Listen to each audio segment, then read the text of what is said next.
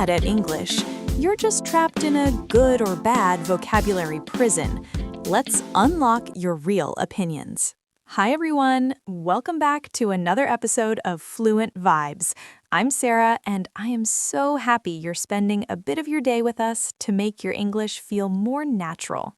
And I'm Ali. Hello to our amazing community. Sarah, I have to ask, did you actually finish that mystery movie I told you about? The one with the detective on the foggy island? Oh, I finished it, and honestly, I didn't like it at all. It was just bad. Wait, what? No way! That movie is a masterpiece. How can you just say it was bad? I don't know, it just wasn't good. I didn't enjoy it. Sarah, you're a professional English teacher, and you're giving me one-word answers. Bad? Not good? That doesn't tell me anything about why you hated it. You caught me. The truth is, I had all these specific thoughts in my head, but I couldn't find the right way to say them quickly. And Ali, this is exactly what happens to so many of our listeners. You have a big, complex opinion inside, but when you open your mouth, only "it's okay" or "it's bad" comes out. Expressing yourself, which just means sharing your inner thoughts with words, is the hardest part of a new language. I feel that so much. My brain just locks up sometimes. You want to sound smart and interesting, but instead, you sound like a robot. The food is good. The weather is nice. It's frustrating because you know you're more interesting than that. You feel like the real you is trapped behind a wall. Exactly. It's like having a treasure chest of ideas, but you've lost the key to the lock. You're not alone in that feeling. But today, we are going to give you that key. We're moving past good and bad. Yes, today is all about real-life phrases, not the stuff you find in an old grammar book from 1995, but the words people actually use at the office, at a party, or just grabbing coffee with a friend. By the time we finish today, you'll know how to agree, how to say no politely, and how to explain exactly what's on your mind without that awkward brain phrase. And stick around because Sarah has a magic phrase later that helps you disagree with anyone, even your boss, without sounding rude. I actually need to learn that one myself. You definitely do, Ali. But first, let's hear from the listeners. Have you ever been in a meeting or a dinner and you just stayed quiet because you didn't know how to start your sentence? Drop a comment and tell us about it. Even a simple, "Yes, that's me," helps us know we're helping you. Okay, let's dive in.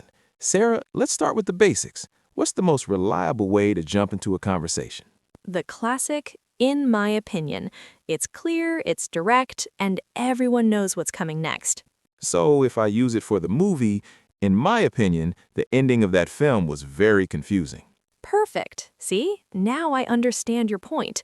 For me, I'd say, in my opinion, the movie was way too slow. Nothing happened for the first 40 minutes. Wow, look at you. From "it was bad" to a full explanation. That's the power of a good starter phrase. It really is. But here's a tip. "In my opinion" can feel a little bit like a school essay.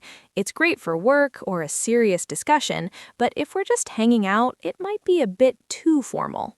True. In a casual setting, I usually hear people say, "I feel like." It's much softer, like, "I feel like we should grab tacos instead of pizza tonight." It doesn't sound like a command, it sounds like a suggestion. I love "I feel like." It's very popular in modern English. It's like saying, "This is just my vibe right now." It's not aggressive. "I feel like this project needs more time." It's a very safe way to speak up. And speaking of being safe, what if you have to say something a bit tough, like a hard truth? Then you need "to be honest." This is a huge favorite for native speakers. It's a signal. When you hear "to be honest," you know the person is about to be very real with you. Like, to be honest, I didn't really like the gift you got me.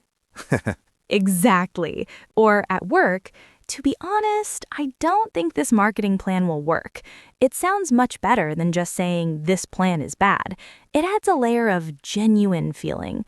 Genuine just means it's real. It's from the heart. It also prevents you from sounding harsh. That's a good word for our listeners. Harsh means being too mean or too direct. like a cold wind. To be honest is like a warm blanket you put over a difficult comment. And it works for good things too. To be honest, your English has improved so much lately.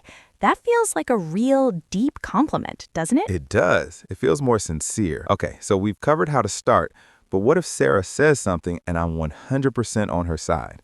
You could just say yes, but that's boring. Try I totally agree. I totally agree. This coffee shop has the best atmosphere. It's simple, but it shows you're really listening. And if you want to go even bigger, Oh, use this one. I couldn't agree more. It's a bit of a level up phrase. It means your agreement is at the maximum level. It's impossible to agree any more than you do right now. imagine a friend says, learning English with podcasts is the best way to practice. And you say, I couldn't agree more. It makes the other person feel so validated and happy. Take a breath, everyone. Do you see what we're doing? We're taking those locked feelings and giving them a voice. You don't need 1,000 words. You just need these 5 or 6 keys. It's okay if it feels new. You're doing great. Exactly. But let's talk about the scary part. What if I don't agree? This is when my heart starts beating fast and I just stay silent because I don't want to be the mean person. This is the biggest learner fear, but you can disagree without a fight. Try saying, I'm not sure about that. It's very gentle. You aren't saying you are wrong, you're saying, I'm thinking something different. I'm not sure about that. I think the blue design might be better than the red one. See? No drama, no shouting, just a different view. And now, are you ready for the magic phrase I mentioned earlier? I've been waiting for this. Let's hear it. It's, I see what you mean, but... I see what you mean, but why is that so special? Because it's a respect sandwich. First, you tell them, I hear you. I understand your logic. That makes them feel respected. Then you use but to introduce your own idea. Ah, so if I say, Allie, we should record 5 episodes today, I can say, Sarah, I see what you mean, but I feel like we might get too tired and lose our energy.